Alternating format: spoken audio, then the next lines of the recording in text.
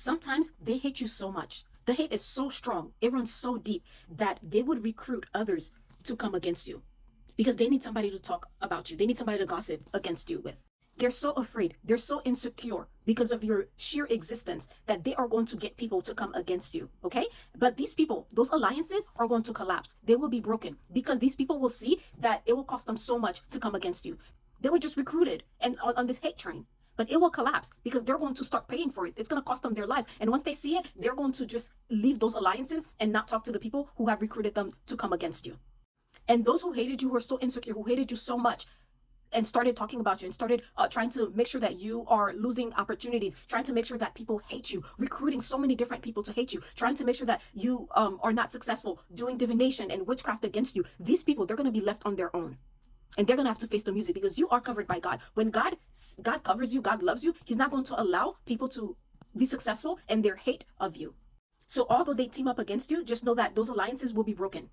And this is a story found in 2 Samuel 10 between the Ammonites and the Arameans.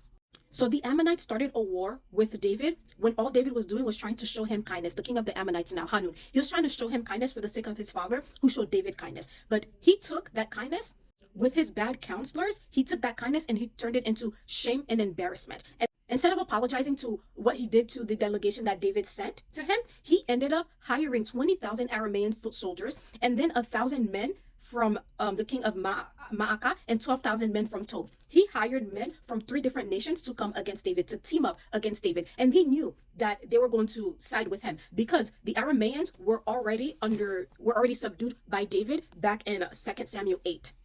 When David was fighting Hadadezer, but the Arameans came to side with Hadadezer and David defeated them, David subdued them, David said, and they had to pay tribute to David.